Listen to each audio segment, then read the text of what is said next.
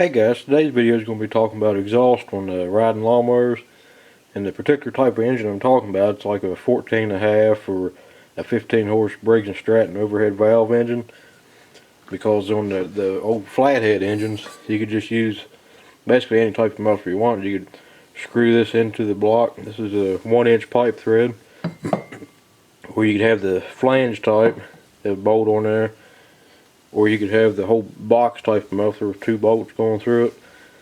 And so flathead engines are a lot easier to set up an exhaust on than say an overhead valve engine, and there's one particular reason. As you can see, there's no internal threads on this. You just have the flange bolts.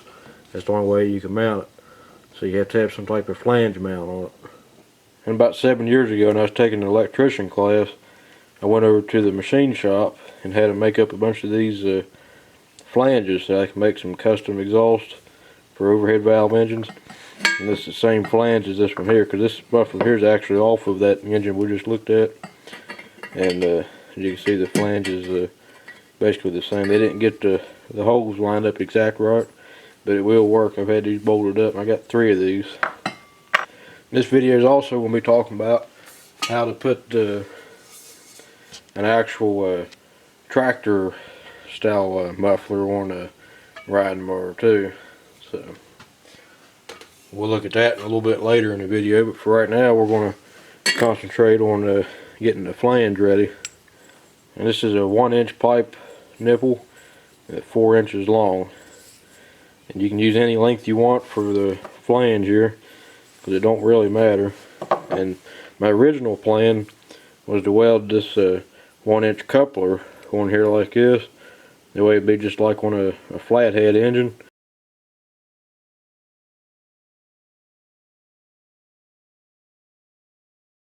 I found that this 1-inch pipe actually catch the first thread on there, and it's actually pretty square. It don't have to be perfect. So now, I got plenty of clearance on there now. Now I can just weld a little bead around here, or inside it, or both. I might put a couple tacks around in here, and then that'll be ready to go. Then you could screw on the type of muffler that's got the female threads on it, or put a coupler on there and put this type of muffler on it. You can get these in different lengths of pipe on there. That's what I was saying. You might want to get the shortest nipple you can. That way you basically just have the thread sticking out. It'll be about right here. It'll be probably a 2 or a 3-inch. It just depends on what you're doing. I'm just trying to make a universal one. I might make up another one later on since I got more flanges. Alright guys, I got a decent weld on it, considering using a flux core MIG welder. Welded the inside and the outside. As long as it seals and holds, that's all I'm worried about. Now I need to surface this front. The only way I got to do it right now is a file, so I got to go over all this to get it all shiny. The last time I did this was on a flange on a power steering pump. It took me over an hour to do it, so I'm going to put it on time lapse. We'll look at me filing it. Alright guys, here's the finished product. I've dressed up the front of it too, the way a bolt will sit a little more even. It turned out pretty good considering what I had to work with. I mean, just an old piece of pipe and a flange that high school kids made for me. Okay, so this is the muffler I picked out, and from the overall length is right at 22 inches, and this is the outlet side of it. It's about 6.5 inches there, and the inlet side is just a little bit less than 3 inch. This is 1.5 OD on the outside and 1 3/8 ID. It's marked on these, the inlet side right here, so this is the inlet. But it looks like to me you can use them either way. You look in there, you can see how the muffler is made. But it looks like to me they made it so you can use it either way if you wanted to. It looks like to me, but I could be wrong. But the way I'm going to do this, and there's several different ways you could, is I got another, this is a 3-inch pipe nipple here, and you can kind of get an idea what I'm going to do. We'll put that in there about like that. I'm going to put about 2 U-bolts on here to clamp it in place. That should work pretty good. Then you can put this on basically anything. And which brings up another point. You got about 2 different ways you can hook it up on the mower. If you need this 90 degree, you can't buy it in the same place you buy all the other pipe fittings. This is actually for electrical conduit. This is 1-inch electrical conduit here, and it's the same thickness as this. The only difference, you see, this is black iron pipe, this is galvanized. So you'd want to remove the galvanized coating, because when it gets hot it will give off fumes that are toxic. If you try to weld to it, it's going to give off the fumes. But if you get all the coating off of it, or burn it off in a well ventilated area, you'll be fine on that.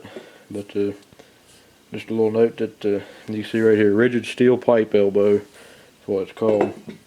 And the alternate method is to just use an elbow, but that does cause just a little bit more restriction than this. But it is an option if you need to in your setup. I've seen it done on other lawnmowers and stuff, and apparently it never caused any problems. So, but yeah, it's just a couple options on that. If I have to, I'm going to weld this. If it don't seal, I'm going to put them U-bolts on there and see what it does. And also, for this particular muffler, you need a 1.5-inch rain cap, or flapper as I like to call them. You can make one of these if you wanted to, but for the price, it don't cost a whole lot. And I'll tell you what everything cost here. The muffler was $20. This was about $6 or $7, I think. And this was $6. So I mean, you're not looking at a whole lot of money for a custom exhaust. And this would be good for a little mini tractor, which is actually what I got it for. I got you seen in my other video, a little tractor. I'll be using this one eventually, but for right now, I'm just going to use it around here for testing things. And but yeah, once I get that on there, I can use this if I need to, and adapt the threads or whatever. That way it can be used on just about anything. And I can always unclamp this and remove it if I need to, but I shouldn't ever have to. Alright guys, you can see I got the 2 U-bolts on there and cut them off. The way it looks better. And it should seal pretty good, but if it don't, I'll weld this too. I'm just trying to keep from welding this. That way if I ever need it for something else, I don't have to cut it off or something, But I think it looks pretty good, really. I'd rather have just one on it, but I figured 2 would be better, because it's not the exact right fit for this. And I was also going to show you, in case you wanted to buy this exact same muffler, which one to get.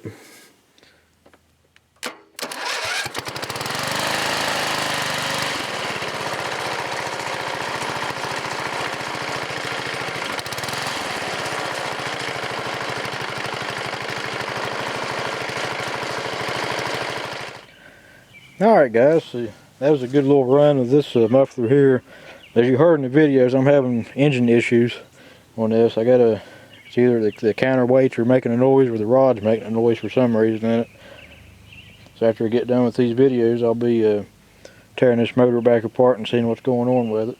So let me go and get the tractor style muffler set up and we'll see what it sounds like. Okay guys, you see I got this type of setup on here right now with the 90 degree elbow. But you could put a muffler on, a regular style muffler that threads in with the 1-inch pipe thread and point it in any direction you want it. Or you can put the tractor style muffler on, which is what we're getting ready to do right now. Let me go and get it on there, then we'll look at it. Okay, so you can kind of see how I got this set up.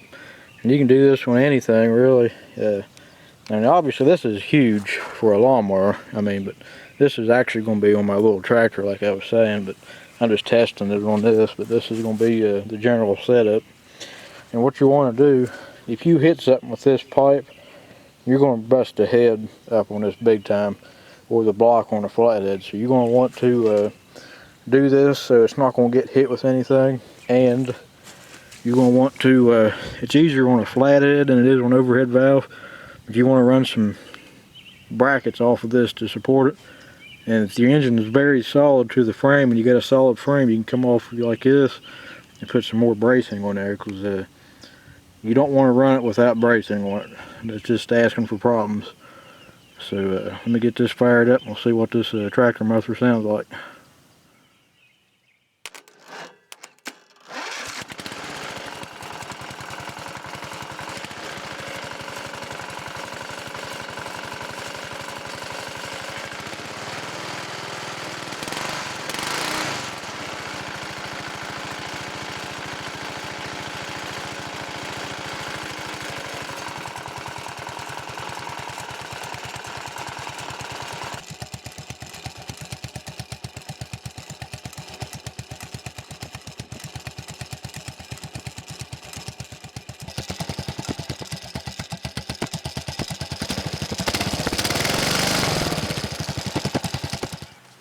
And like I was saying, you could just do this with an elbow here instead of this, but this causes just a little bit more restriction, but you can use that, make it a little bit more compact.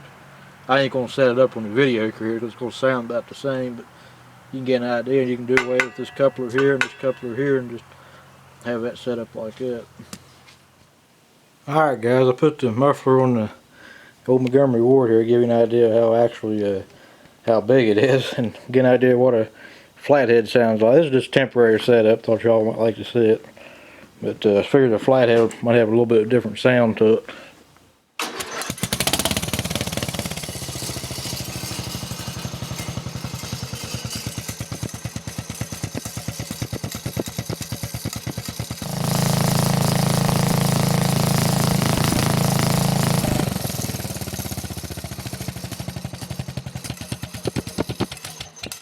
But that just gives you a little idea. I also wanted to mention, don't forget to put the lock nuts on all fittings and get them real tight. See, even just around it that little bit, it was trying to move a little bit. So you definitely want to put that on there, and like I said, don't forget your bracing. That's the most important thing. Well guys, I guess that's about it for the exhaust video here. I'm going to work on another project while I get this motor out. Then I guess I'll be tearing it down to see what's wrong with it. See what the noise is. And yeah, if you got any questions or comments on this exhaust, just leave me a comment below and I'll get back to you as soon as I can. So thanks for watching.